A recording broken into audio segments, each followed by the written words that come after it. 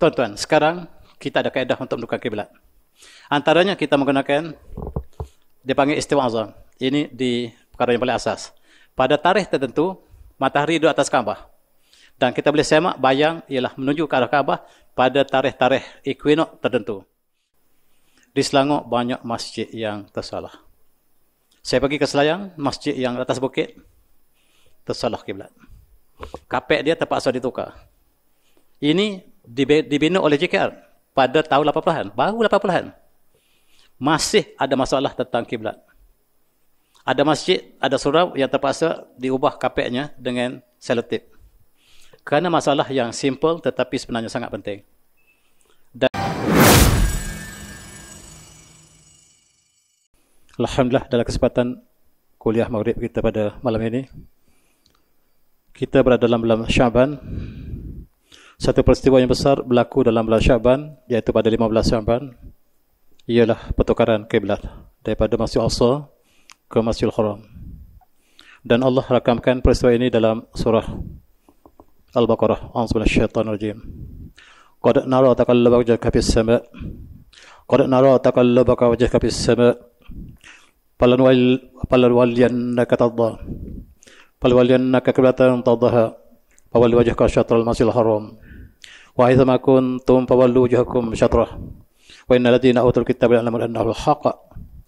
Annahu al-haqq min rabbihim wa ma Allahu bighafilin amma ya'malun. Shadaqal azim. Dan sering kami melihat kamu berbalik-balik wajah ke langit. Dan sekarang palanglah muka kamu ke arah kiblat yang kamu redai. Fawalli wajhaka syatral Masjidil Haram, dan palinglah muka kamu ke Masjidil Haram. Wa haitsama kuntum fawallu wujuhakum syatrah. Di mana saja kamu berada di atas muka bumi, dan halakalah wajah kamu ke arah Masjidil Haram. Wa innal ladzina utul kitab, dan orang yang diberikan kitab, orang Yahudi, la ya'lamun al-haqq, la ya'lamu annahu al-haqq. Mereka tahu bahawa perubahan kiblat daripada Masjidil Aqsa ke Masjidil Haram itu adalah benar. Dan dia data-data pada min rabbihim. Dan wallahu bighafilin amma ya'malun. Allah tidak lupa dengan apa yang mereka lakukan. Inilah peristiwa pada mulanya Rasulullah dipadukan solat. Kiblat kita ialah Masjidil Aqsa. Dan dalam sirahnya dikatakan Rasulullah berpaling ke arah Masjid Baitul Maqdis selama 17 syahran, selama 16 bulan. Atau 17 syahran, ataupun 17 bulan. Dalam hadis yang diriwayatkan oleh Imam Bukhari, Rasulullah bersolat ke arah Baitul Maqdis selama 16 bulan ataupun 17 bulan. Kemudian Rasulullah sentiasa menghadapkan bahawa kiblat diarahkan kepada Masjidil Haram. Dan hari ini pada 15 Syaban turunlah ayat Quran yang kita baca tadi. Qad nara taqallaba wajhaka fis sama', dan kami lihat wajahmu sentiasa berbalik-balik ke langit menghadapkan kiblat ditukar ke Masjidil Haram.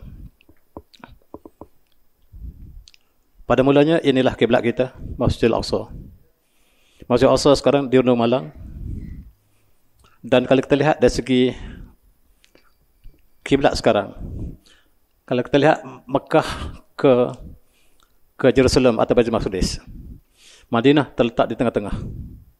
Kalau kita duduk di Madinah, kalau kita umrah dan kita melawat ziarah Madinah, di Masjid Nabawi itu kita menghadap kiblat ke arah selatan. Dan sebelum itu diarahkan ke arah timur, ke arah utara. Pada 15 Syaban, pertukaran ayat Al-Quran diturunkan tadi, maka Rasulullah berpaling ke arah kiblat Masjidil Haram. Dan diceritakan dengan detail, inilah Masjid Kiblatain. Di masjid inilah Rasulullah sedang solat zuhur. Ketika turunnya ayat Quran tadi, Rasulullah sedang solat zuhur. 2 rakaat sudah berlalu. Tiba-tiba rakaat yang ketiga, Allah turunkan ayat. Dan Rasulullah berpaling daripada ke arah Baitul Maqdis menghala ke Masjidil Haram. Tuan-tuan cuba bayangkan Rasulullah berada di depan sekali, mengarahkan ke arah Baitul Maqdis. Tiba-tiba Allah memerintahkan supaya berpaling ke arah Masjidil Haram. Rasulullah berpaling berdepan dengan saf. Kemudian Rasulullah lalu tengah-tengah saf menuju ke hujung, ke baris belakang dan menghala ke arah kiblat Masjidil Haram, dan para sahabat berpaling bersama Rasulullah. Ini berlaku ketika solat Zuhur. Ini diceritakan panjang lebar. Di dalam kisah ini diriwayatkan oleh banyak cabang. Rasulullah SAW imratan min Bani Salamah yuqalaha Ummu Bashir fi Bani Salamah. Dan dalam kisah ini Rasulullah dijemput oleh seorang wanita Bani Salamah namanya Ummu Bashir. Dia jemput Rasulullah untuk makanan di rumahnya. Dia masak makanan. Selepas fasanat lahu ta'aman faja'a az-zuhur, dan zuhur pun tiba waktu itu. Maka Rasulullah dengan para sahabat solat di tempat yang kita panggil Masjid Qiblatain sekarang. Selepas Rasulullah solat selama sebanyak 2 rakaat, maka turunlah ayat yang kita baca tadi. Dan Rasulullah berpaling ke arah Masjidil Haram. Sebagaimana yang disebut di sini, berlaku peristiwa ini pada 15 Sya'ban. Malam ini, malam 12, ya. 12 Sya'ban. Jadi kita ambil peristiwa ini ialah untuk mengingat peristiwa besar berlaku dalam Sya'ban. Dan selepas 2 rakaat, Rasulullah menghabiskan 2 rakaat lagi ke arah Masjidil Aqsa, Masjidil Haram. Dan itulah kiblat kita yang sekarang. Inilah pemandangan Masjid Qiblatain sentiasa dipenuhi oleh jemaah. Dan Masjid Qiblat dan Masjid Quba, dua-dua masjid yang sentiasa dilawati oleh para jemaah yang sentiasa padat hari ini. Inilah suasana dan solat itu berlaku di sini. Ini di dalam pandangan Masjid Qiblatain. Kita lihat satu kiblat ke arah Masjidil Haram yang ada sekarang, yang lama dikekalkan arah ke arah Masjid Baitul Maqdis. Inilah masjid yang 2 kiblat yang kita panggil Qiblatain, dan depan itu ada satu papan tanda. Papan tanda menceritakan bilakah peristiwa yang berlaku. Perubahan kiblat daripada Masjidil Aqsa ditukar kepada Masjidil Haram, sebagaimana yang Rasulullah sangat bercita-cita untuk menjadikan Masjidil Haram sebagai kiblat. Selama 17 bulan berpaling ke Masjidil Aqsa, dan selepas itu sampai hari ini ke arah Masjidil Haram. Dan itulah tuan-tuan yang saya hormati, kita lihat ini kiblat Masjidil Aqsa yang masih dipreserve dalam masjid yang sama. Kita menghadap ke arah Masjidil Haram, dan di belakang sana kiblat lama, iaitu menuju ke arah Masjidil Aqsa. Ini pemandangannya dalam Masjid Qiblatain sekarang, yang kita sentiasa melawat ketika umrah. Kalau kita lihat dari segi kompas, kedudukan Jerusalem ataupun Masjid Aqsa ialah 31 utara, 36 darjah timur. Kemudian Madinah 24 darjah utara dan 39, lebih kurang 39 timur. Mekah pula 21 utara, 39 timur. Maksudnya hampir satu lain. 35, 39, 39. Hampir satu lain di antara Mekah, Madinah dan Masjid Aqsa, hampir satu lain. Walaupun ada sikit tidak sebagaimana ditunjukkan dalam gambar ini.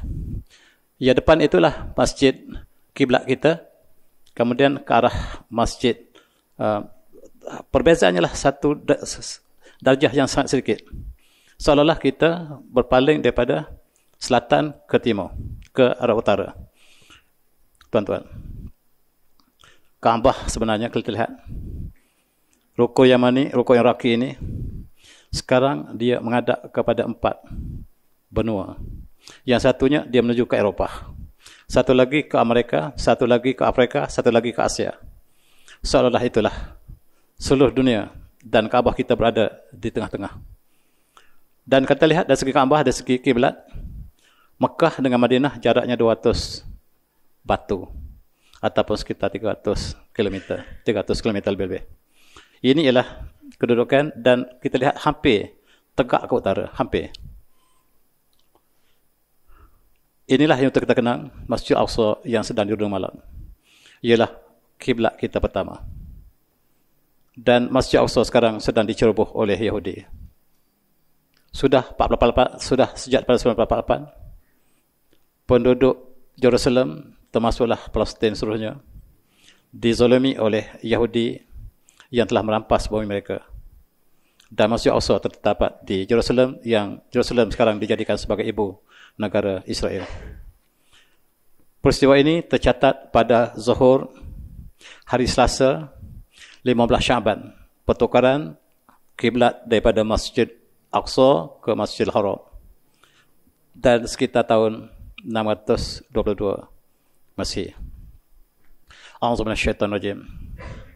Wa min haitsu kharajta fawalli wajhaka syarral Masjidil Haram wa innahu lahaq min rabbik wa ma Allahu bighafilin amma ta'malun. Dan di mana saja kamu keluar, hendaklah kamu berpaling ke Masjidil Aqsa, Masjidil Haram. Ke mana saja kamu keluar, fawalli wajhaka syatral Masjidil Haram. Ke mana saja kamu pergi ke dunia, berpaling wajah kamu untuk solat ke arah Masjidil Haram, sebagaimana kita lakukan sekarang. Wa innahu lahaq min rabbik, itulah perkara yang hak daripada Tuhan kamu. Wa ma Allahu bighafilin amma ta'malun. Allah tidak pernah lupa dengan apa yang kamu lakukan. Kita bermasapi ke mana saja di atas muka bumi, arah kita lah untuk mencari kiblat.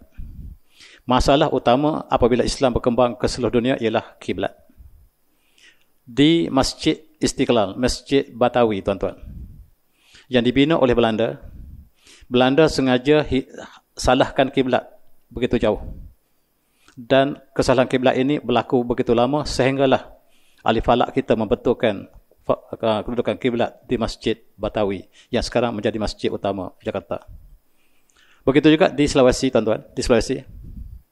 Di Banjarmasin juga, kesalahan kiblat sangat ketara.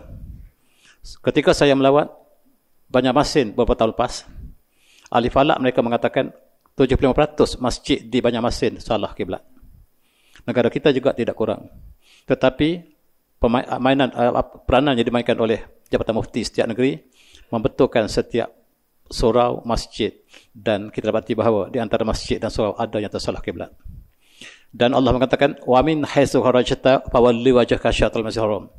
Di mana saja kamu keluar mengembara, maka hadaplah muka kamu ke arah kiblat. Pertama sekali, syarat wajib solat ialah kiblat.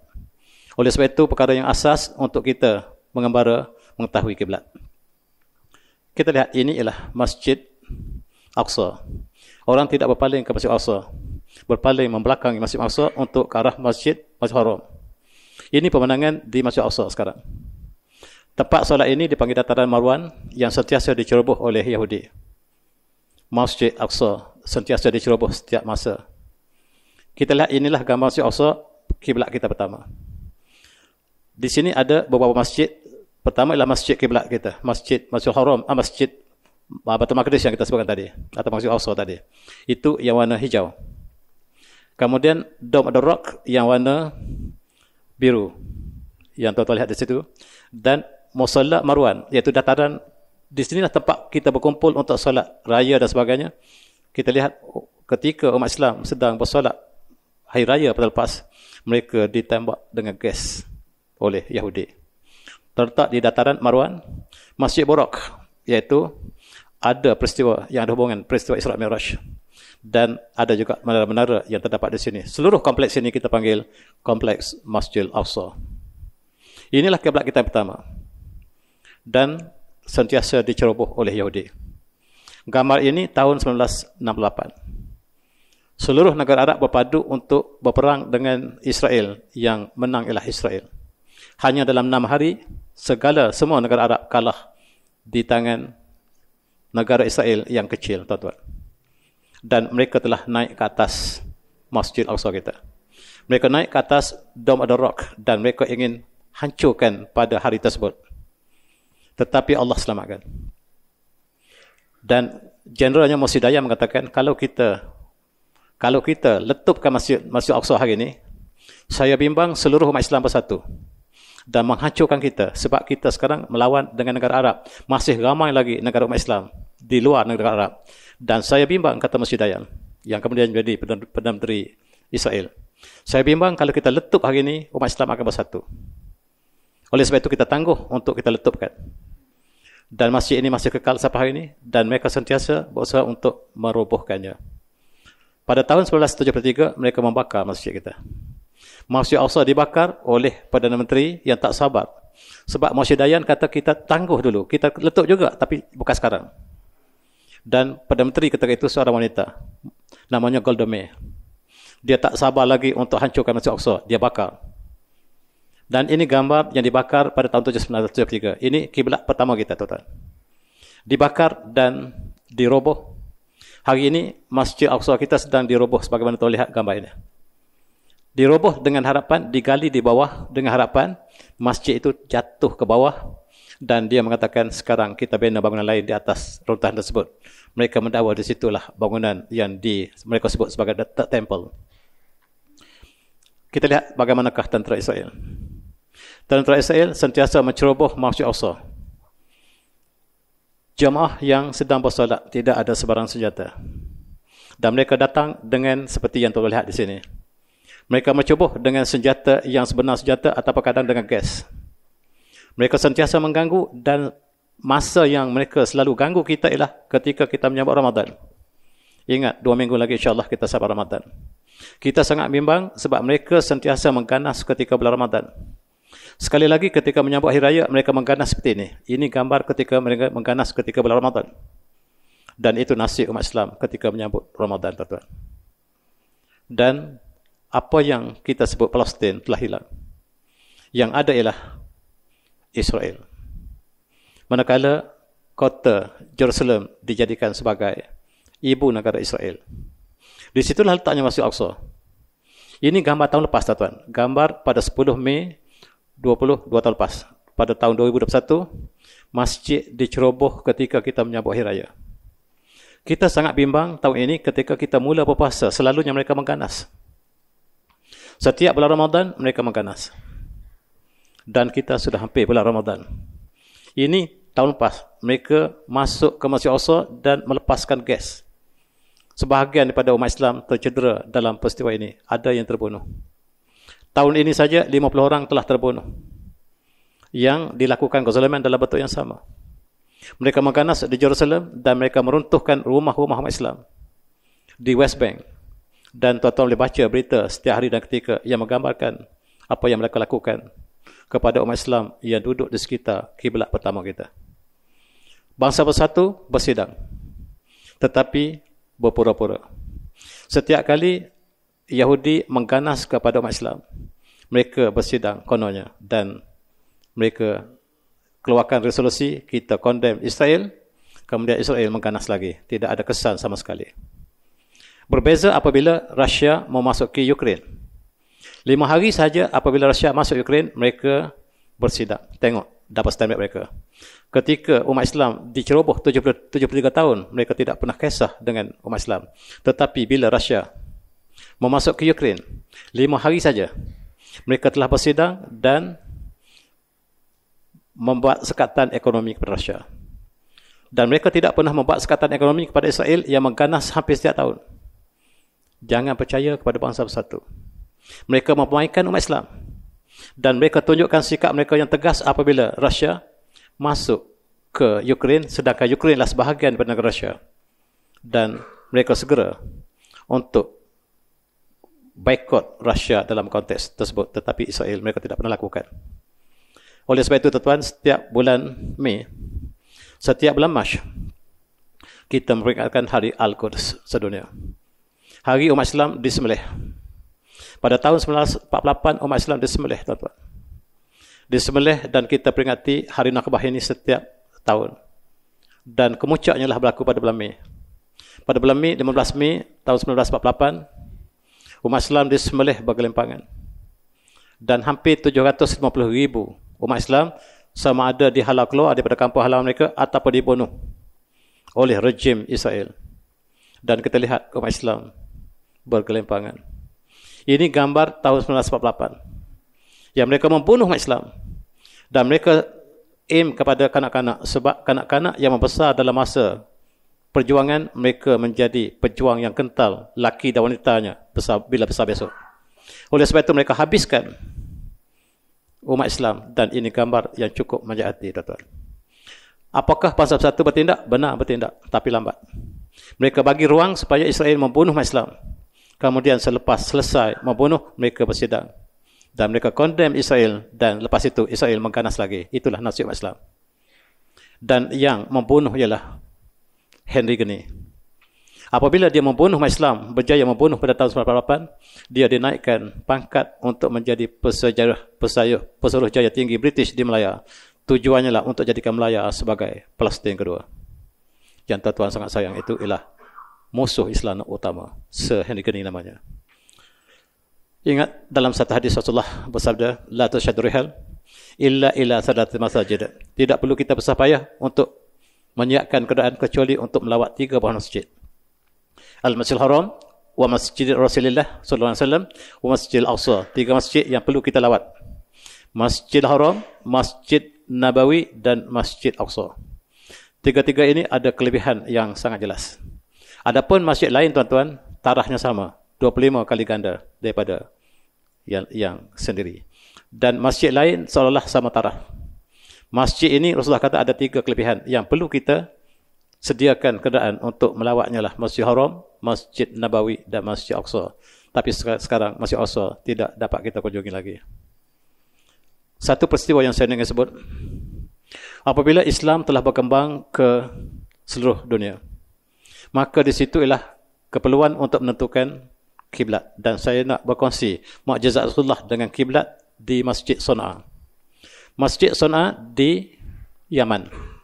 Bagaimanakah kiblat masjid ini dibina? Dan masjid inilah masjid pertama di luar daripada Madinah, Mekah yang dibina oleh sahabat Rasulullah. Sahabat Rasulullah dihantar ke Yaman. Rasulullah berpesan agar sampaikan mesej Islam ini kepada orang Yaman. Dan yang Rasulullah hantar itu ialah seorang sahabat bernama Wabar bin Yahnas Al-Ansari. Rasulullah pesan kepada Wabar, bila sampai ke sana, sampaikan Islam kepada penduduk Yaman. Kemudian apabila mereka sudah terima Islam, maka minta mereka solat. Dan apabila mereka solat, fa iza ata'u laka biha famur bina al-masjid. Lepas mereka taat kepada kamu, binalah masjid. Dan famur bina al-masjid lahum fi bustan al-bazan.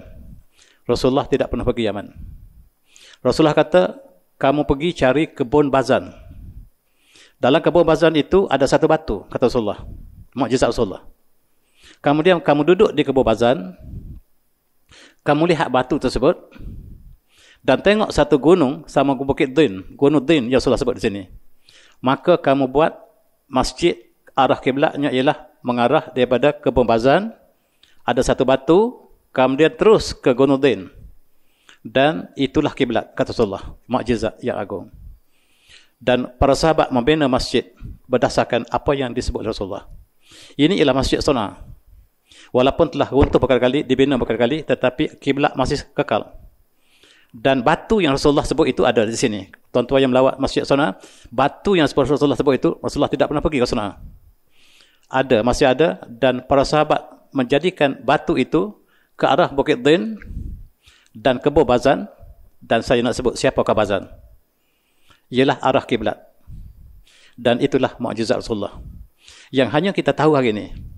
Hari ini kita menggunakan Google Map, kita lihat apakah daripada kebun bazan, batu, Bukit Din dan sampai kiblat. Tuan-tuan, kita lihat. Kita lihat dengan Google Earth. Dan kita lihat sekarang kita boleh tengok dengan tepat, kita boleh pesarkan dia. Tuan-tuan boleh tengok sekarang. Dan tengok bila kita duduk di kebun bazan yang sekarang sudah menjadi Masjid Sana'a. Kemudian arah batu yang Rasulullah sebut tadi, kemudian tengok Bukit Din, kita lukis satu line. Dia tepat kena ke Rukun Yamani. Subhanallah. Tepat ke Rukun Yamani. Rukun Yamani ialah rukun di Kaabah yang mengarah ke Yaman. Dan tepat dengan arah kiblat yang Rasulullah sebut tadi. Mukjizat yang kita hanya dapat saksikan ketika zaman moden ini. Ketika ada satellite dan kita dapat semak kiblat Masjid Sana'a yang ditentukan oleh Rasulullah sendiri. Tuan-tuan, mukjizat yang kita dapat saksikan hari ini. Kita lihat, ini gambar Google, tuan-tuan boleh usahakan. Yaman ke Kaabah. Kalau kita lukis daripada Masjid Sana'a ke Kaabah, yukur mani, tepat melalui Bukit Din, tepat melalui batu yang Rasulullah sebut tadi. Mukjizat yang dapat kita saksikan hari ini. Dan ini tuan-tuan boleh lihat, Jarak di antara Sana'a dengan Kaabah 816 km. Tak mungkin dapat lihat dengan mata. Dan itulah mukjizat yang dirakamkan dalam hadis yang sahih. Tuan-tuan boleh lihat lagi hari ini. Ini gambar Google yang kita perdekatkan. Tepat. Kaabah, Bukit Din, Batu, Masjid Sana'a. Tepat satu lain. Ini ialah bagaimanakah Bukit Din ini tingginya 3,450 meter. Sangat jelas. Masih ada sekarang. Batu masih ada. Masjid masih ada. Kita boleh semak. Dan tepat menuju ke dalam Kaabah. Menuju ke rukun Yamani. Itu ialah mukjizat Rasulullah yang agung. Tuan-tuan. Seolah-olah masjid ini dalam garis lurus. Kaabah di atas. Di tengah-tengahnya Gunung Din. Dan di hujung sekali ialah Masjid Sana'a. Masjid Sana'a inilah yang kemudiannya berkumpul para sahabat dan para tabi'in.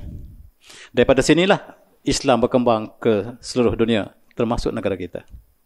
Daripada Sana'a inilah kita lihat, maka berpecahnya para sahabat, para tabi'in, dan mereka sampai negara kita. Dan mula-mula sekali apabila kita telah membina masjid, para sahabat, para tabi'in menentukan kiblat yang pertama. Itulah kepentingan kiblat dan kita membincangkan perubahan kiblat daripada Masjid Aqsa ke Masjidil Haram.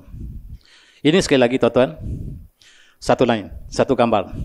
Daripada Masjid Sana'a, Bukit Din dan juga diteruskan kepada Kaabah di Mekah. Dan itu kita dapat lihat dalam satu garis yang merah. Ini dilakukan berkali-kali. Pelajar juga melakukan dengan berkali-kali dan tepat berkali-kali. Tidak lari sedikit pun daripada garis lurus, menunjukkan bahawa mukjizat Rasulullah dalam penerangan kiblat yang pertama di luar daripada Madinah. Sekarang kita ada kiblat finder dalam handphone kita pun, kita boleh activate dia dan kita boleh ukur kiblat dengan tepat. Sekarang tak ada masalah. Tetapi dulu kiblatlah satu perkara yang sangat-sangat berat untuk kita laksanakan. Satu lagi mukjizat Rasulullah yang kita dapat saksikan dengan Google Map ialah Rasulullah mengatakan wallazi nafsu Muhammadin biyadihi innama baina masra'aini min masra'il al-jannah lakuma baina Makkah wa Hajar atau kama baina Makkah wa Busra. Rasulullah mengatakan pintu syurga ini luasnya seluas daripada Makkah ke Basrah ataupun Basra ataupun Mekah ke Hajar. Hajar berada di kawasan UAE sekarang. Dan Basra berada di Syam. Rasulullah berkata di Mekah. Rasulullah katakan pintu syurga itu sebesar itu. Seluas daripada Mekah ke Basra ataupun Mekah ke Hajar. Sekarang kita ukur. Jarak daripada Mekah ke Hajar, jarak daripada Mekah ke Basra. Jarak dua-duanya ke Basra 794 batu mil. Dan jarak di antara Mekah ke Hajar ialah 793 mil. 1 mil saja beza. Ini mukjizat agung Rasulullah.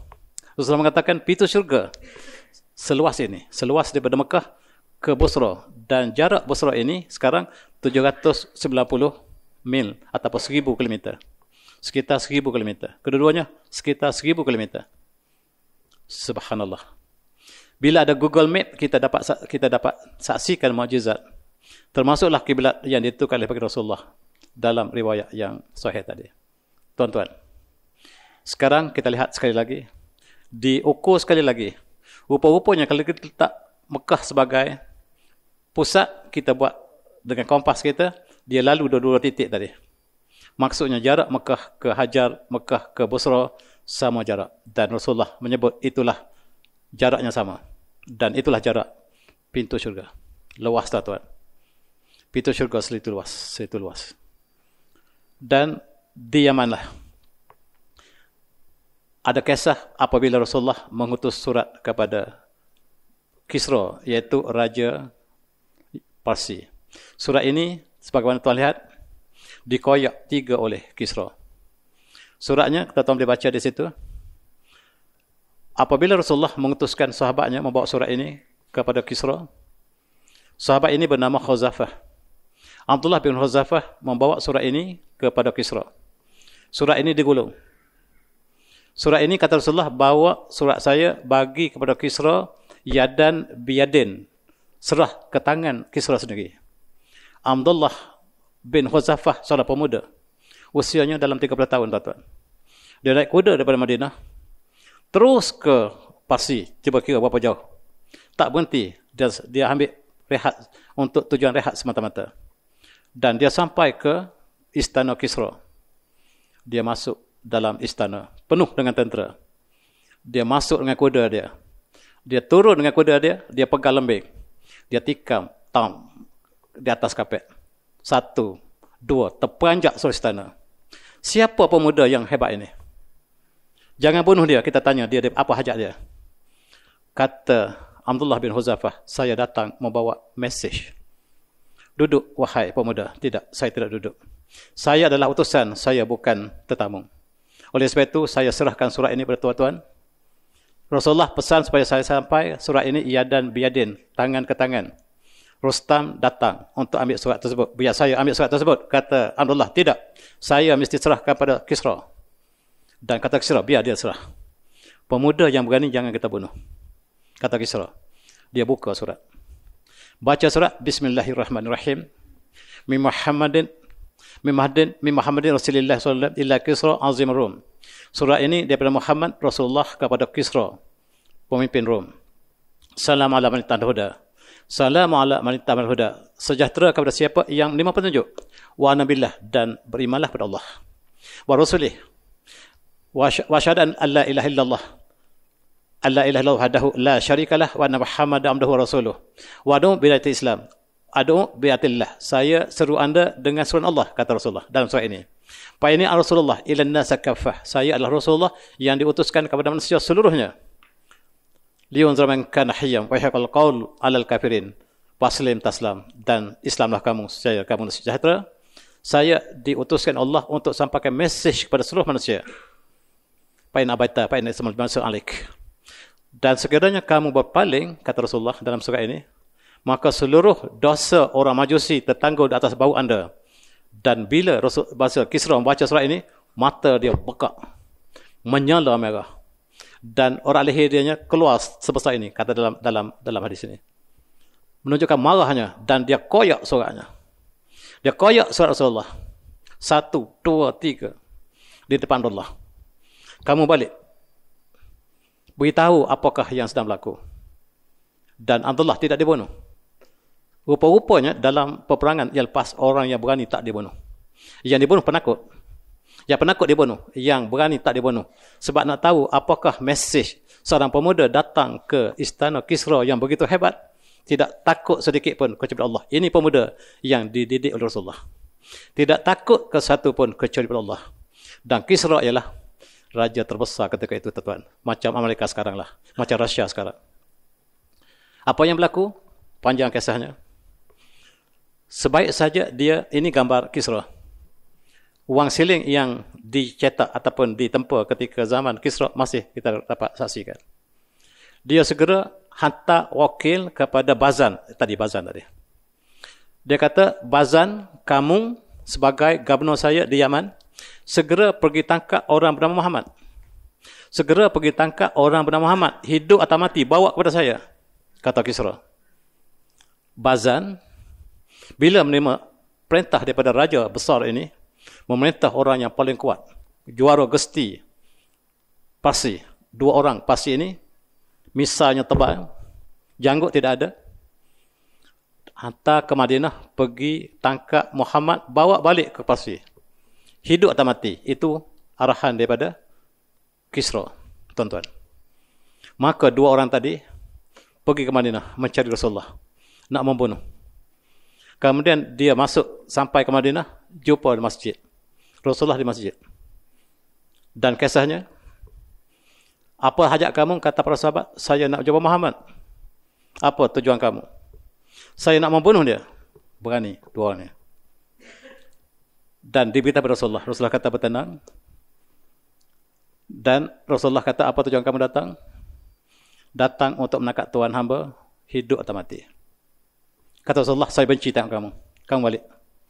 Wailakuma min amrukuma bihadza. Dan kamu untuk datang untuk melaksanakan arahan daripada Kisra, tetapi saya benci tengok misau kamu. Kami benci tengok misal kamu. Tuan-tuan tengok, Rasulullah kata, kami benci tengok misal kamu. Kamu balik dulu. Jangan datang dengan misal yang terbaik ini. Misal yang terbaik ini simbol Yahudi, simbol Majusi. Kamu tak ada janggut, tapi kamu misal, kata Rasulullah. Keluar. Dan mereka terpaksa keluar, dibawa keluar oleh para sahabat. Jumpa saya pagi esok, kata Rasulullah. Nak jumpa saya, jumpa esok, pagi esok. Para sahabat bersedia, tuan-tuan. Sahabat, apakah yang nak buat oleh dua orang ini? Pagi esok yang sebagaimana disebut dalam kisah yang panjang ini, mereka berdatang jumpa Rasulullah selepas subuh. Kata Rasulullah, kamu datang untuk tujuan melaksanakan hukum Kisra. Betul? Ya. Tetapi Kisra yang memerintah kamu supaya tangkap saya sudah mati malam tadi. Kisra yang suruh kamu tangkap saya, kata Rasulullah, telah mati malam tadi. Dibunuh oleh anaknya sendiri. Dua tadi berpandangan. Dia kata, melihat wajah Rasulullah, wajah yang bukan bohong. Sekarang tugas kita untuk tangkap Rasulullah, kita tangguh dulu. Kita balik ke Yaman, kita tanya betul tak berita ini. Kalaulah betul berita ini, maka dia benar Rasul. Maka dua-dua ini tak jadi tangkap Rasulullah, balik ke Yaman, balik ke istana Bazan. Dan dia cerita pada Bazan bahawa yang kami nak tangkap itu kata Kisra kita telah mati. Betul, kata Bazan. Saya baru terima berita pagi ini bahawa Kisra telah mati. Kata dua orang daripada Madinah tadi, yang bunuhnya anaknya. Betul, kata Bazan. Yang membunuhnya anaknya. Dan dua-dua bersyahadah, kami menyaksikan tiada Tuhan melainkan Allah, Muhammad Rasulullah. Bazan pun meluk Islam, tuan-tuan. Bazan ialah gubernur Parsi di Yaman. Dua-dua ini juga menyaksikan kebenaran. Sebab Rasulullah mengatakan bahawa Kisra yang minta kamu tangkap saya telah mati, dibunuh oleh anaknya malam tadi. Dan Bazan memeluk Islam. Dan Rasulullah minta apabila masjid dibina di kebun Bazan tadi. Bazan tadi bina di kebun Bazan. Bazan telah memeluk Islam. Dan Bazan bina masjid di kebun Bazan. Dan kiblatnya ke arah Bukit Din. Mukjizat berlapis-lapis. Rasulullah menggambarkan peristiwa yang gaib. Bahawa Kisra dibunuh oleh anaknya sendiri. Kemudian Rasulullah suruh bina masjid yang menghala ke arah Bukit Din, iaitu merupakan kiblat yang tepat sampai hari ini. Dan itulah kisah yang panjang, tuan-tuan. Tetapi kesimpulannya lah mukjizat demi mukjizat. Islam berkembang daripada Yaman sebab Bazan yang menjadi pemerintah Yaman telah memeluk Islam. Dan Islam telah kuat di Yaman. Daripada Yaman lah mereka berlayar ke seluruh kawasan timur. Kita alhamdulillah menerima Islam daripada saudagar-saudagar daripada Yaman. Dan kalau kita lihat sekali lagi, inilah masjid Yaman, Sana'a yang kita masukkan tadi. Dan menghala ke arah Baitul Maqdis ataupun menghala ke arah Kaabah. Ketika umat Islam berkembang ke seluruh dunia, antara perkara yang paling asas ialah untuk menentukan kiblat. Ini alat dalam bentuk kiblat. Ini kita panggil astrolabe. Yang menggunakan berbagai-bagai kegunaan digunakan oleh astrolabe ini antara untuk menentukan kiblat. Sekarang kita bincang tentang kiblat. Hari ini kita tahu bahawa bumi kita bukan rata. Bumi kita dalam bentuk lengkung. Oleh sebab itu untuk menentukan kiblat, ini rumusnya. Ini dipelajari oleh pelajar matematik. Untuk menentukan kiblat, pelajar matematik dapat menentukan kiblat dalam bentuk yang sangat kompleks. Dia menggunakan rumus spherical trigonometry. Inilah kepentingan antara matematik dengan ibadah kita. Termasuklah untuk menentukan awal Ramadan, awal Syawal, ialah dengan matematik. Ilmu geometri, trigonometri dan seangkatannya. Kita bagi ruang untuk azan dulu. Silakan. Tuan-tuan, sekarang kita ada kaedah untuk menentukan kiblat. Antaranya kita menggunakan dipanggil istiwa azam. Ini di perkara yang paling asas. Pada tarikh tertentu, matahari duduk atas Kaabah. Dan kita boleh semak bayang ialah menuju ke arah Kaabah pada tarikh-tarikh equinox tertentu. Dan ini kita tentukan pada masa tertentu pada 25 5 Mei dan 16 Julai. Ketika hari itu, ketika waktu asar, pukul 5:16, matahari tepat duduk atas Kaabah dan kita boleh semak ke arah kiblat. Di Selangor banyak masjid yang tersalah. Saya pergi ke Selayang, masjid yang atas bukit, tersalah kiblat. Kapek dia terpaksa ditukar. Ini dibina oleh JKR pada tahun 80-an, baru 80-an. Masih ada masalah tentang kiblat. Ada masjid, ada surau yang terpaksa diubah kapeknya dengan selotip. Kerana masalah yang simple tetapi sebenarnya sangat penting. Dan inilah teori bagaimanakah apabila kita duduk di sebalik bumi, bagaimanakah arah kiblat, dan kita tak bincangkan di sini. Masjid salah kiblat dikeluar dalam berita kita. Sangat banyak. Seorang pelukis pelan, dia kata terpesong 10 cm. 10 cm di sini. Tetapi di Mekah ni bercabang jauh. Bukan lagi marah ke Mekah, tapi arah ke Parsi. 1 darjah sudah cukup jauh. 1 darjah tersilap sangat jauh di kat sana. Tidak menuju ke Mekah. Tuan-tuan, ini memerlukan kajian yang mendalam. 1 darjah yang tersilap, jaraknya 122 km bezanya. Tak sampai ke Mekah. Tetapi kita dengan kadar masing-masing, dengan ilmu kita masing-masing, mudah-mudahan Allah terima apa yang kita lakukan. Sebab itulah berdasar pada ilmu kita ketika itu. Walaupun sekarang kita tahu bahawa dia ada kesilapan. Sekarang Jabatan Mufti Selangor sangat aktif. Setahu saya, Jabatan Mufti Selangor datang ke setiap tempat musalla. Dan mereka semak setiap musalla. Barangkali musalla inilah telah disahkan oleh Jabatan Mufti. Dan kalau belum, kita boleh jemput mereka untuk melihat dengan laser, dan itulah kaedah yang sangat tepat hari ini, ialah dengan laser. Dan tanah kubur. Tanah kubur masalah yang sangat besar. Di kampung saya, jauhnya hampir 30 darjah silap. Hampir semua tanah kubur di Malaysia tersalah. Di Pahang ada yang 45 darjah. Sebab masa dulu kita tidak begitu peka dengan kiblat.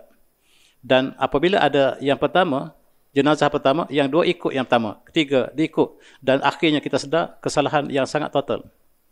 Yang lepas. Dan ada kubur yang dibagi 2, yang tahun lepas, yang sebelum ini, yang tersalah kiblat, diletakkan sepadan, dan yang baru ikut kiblat.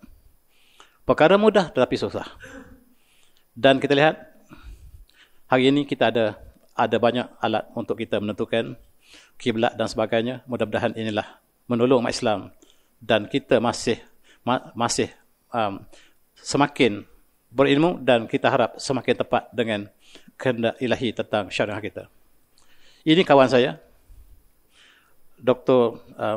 Kasim Bahali, ketua falak kita, dan dia juga dia telah buat satu alat yang menggunakan alat laser ini, dan dia mengharapkan inilah yang disemak setiap masjid, sebab alat inilah alat yang paling tepat yang diketahui setakat ini.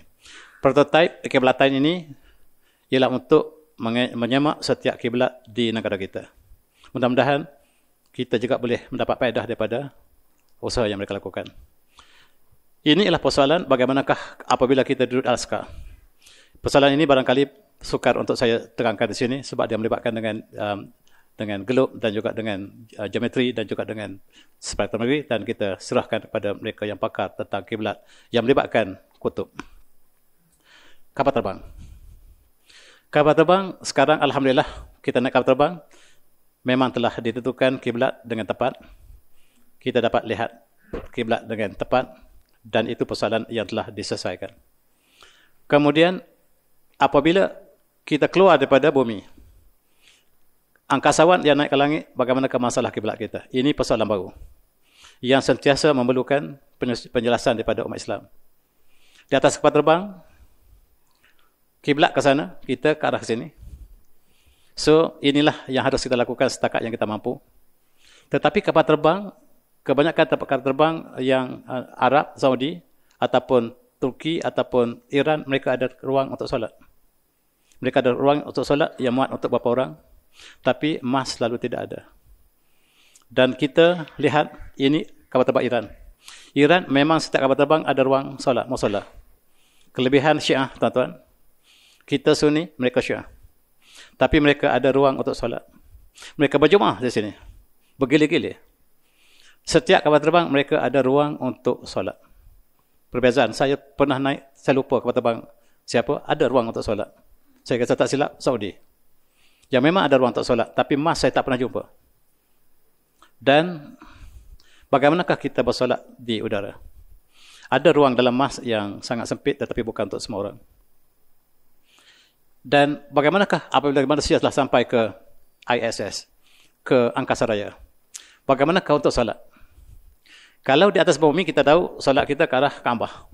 Sama ada ikut kutub ataupun ikut secara langsung, itu persoalan yang mudah di atas bumi. Tapi apabila kita naik ke atas, maka para ulama mengatakan kiblat kita ialah bumi. Kiblat apabila kita naik ke atas, kiblat kita adalah bumi. Tak kira Kaabah dah. Bumi itulah kiblat kita. Ini pandangan sebahagian para ulama kita. Sekarang sudah ada profession baru, bekerja di angkasa. Dan angkasawan yang datang, yang naik ke atas, sebulan, 2 bulan, kadang-kadang lebih. Mereka kebanyakan bukan Islam, tetapi Islam telah mula naik ke atas. Iraq ataupun Saudi, UAE telah mula menghantar angkasawan mereka dan sekarang memerlukan pengetahuan tentang kiblat daripada langit. Dan inilah kita juga pernah menghantar angkasawan kita dan para ulama kita berbincang dengan perkara yang dimasukkan tadi.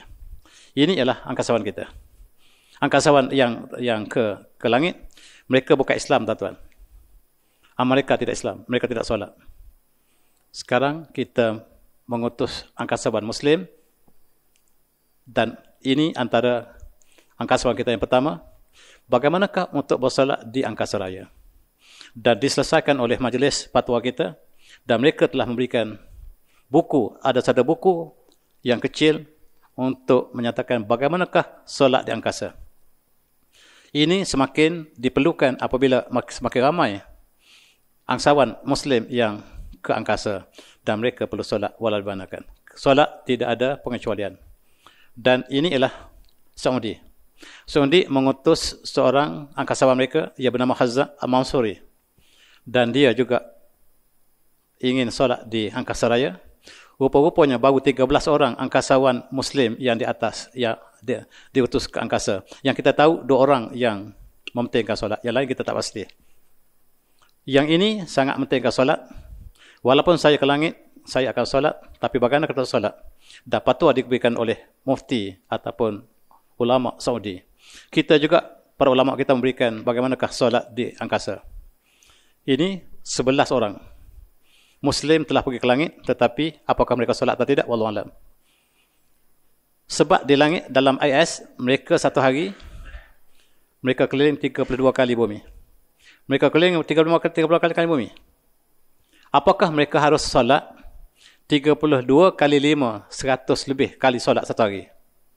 Sebab setiap kali syuruk, setiap kali ghurub, kita ada solat subuh dan seterusnya.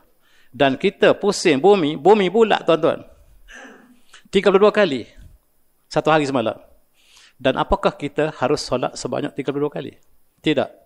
Para mufti mengatakan kita solat sama seperti bumi. Walaupun kita langit, tapi solat sama seperti atas bumi. Kita tengok waktu di negeri kita, di Malaysia. Kalau zuhur di Malaysia, kita solat zuhur di atas langit. Walaupun dia waktu itu waktu yang tidak sesuai dengan zuhur. Inilah cabaran mereka. Dan yang diterbitkan oleh mufti kita ataupun oleh majlis fatwa kita, penentuan kiblat adalah mengikut kemampuan berdasarkan urutan berikut. Pertama, kalau kita nampak Kaabah ataupun kita dapat mengira ke arah Kaabah. Kalau tidak nampak Kaabah, unjuran Kaabah. Ataupun yang ketiga, bumi. Kalau tak tahu kita duduk di mana-mana, kita naik ke atas lagi, tak tahu ke mana dah, mana-mana saja. Itulah kiblat kita ke mana arah saja. Apabila kita tak tahulah bumi ke mana, kita naik ke atas, naik ke galasi dan bumi tak tahu lagi di mana, maka ke arah mana saja kita harus solat. Berdasarkan pada bumi, waktu yang ada di atas bumi. Itulah yang dikeluarkan oleh sebahagian majlis fatwa. Inilah cara mereka bersolat. Sebab di dalam angkasa ini kita akan melayang ke udara, kena ikat. Baru kita boleh berdiri. Untuk berdiri mesti diikat. Masuk bilik air, kalau kita kencing, air kecil kita naik ke atas. Jatuh ke atas. Kita di bumi jatuh ke bawah. Di atas angkasa jatuh ke atas. Atas dan bawah relatif. Dan inilah di antara perkara yang menjadi perkara fardu kifayah kepada umat Islam untuk melihat masalah umat Islam. Ini ialah gambar diambil oleh seorang astronomi daripada Rusia. Dia perhatikan 32 kali di atas langit satu tempat yang sangat indah, Mekah. Ini memancar. Dia kata bukan sebab lampu. Sebab lampu Amerika lebih banyak lampu. Jepun lebih banyak batu, tapi satu tempat yang dia sentiasa lihat. Bila dia sampai ke kawasan ini, dia tengok. Bila sampai ke tempat itu, menjadi perhatian dia. Tempat yang sangat indah daripada langit. Dan dia ambil gambar. Gambar ini, dia tanya orang, gambar mana? Ini Mekah, rupa-rupanya. Mekah bersinar ke langit. Tengok tuan-tuan. Ya, diambil oleh angkasawan Rusia. Dan sentiasa putih. Warnanya sentiasa putih ke langit. Memang mamanya putih. Tetapi waktu malamnya, dia bersinar sangat indah. Itulah Makkah yang menjadi kiblat seluruh umat dunia. Tuan-tuan, dalam satu hadis Rasulullah bersabda, La takunsa hatta taru umuran azaman, lam takunu tarunha, wala tahdisu biha anfusukum. Tidak berlaku kiamat sehinggalah berlaku perkara-perkara yang besar. Perkara-perkara yang tidak kamu dapat bayangkan, yang tidak pernah kamu lihat, yang tidak kamu dapat, yang kamu bercakap tentangnya. Hadis riwayat Imam Ahmad.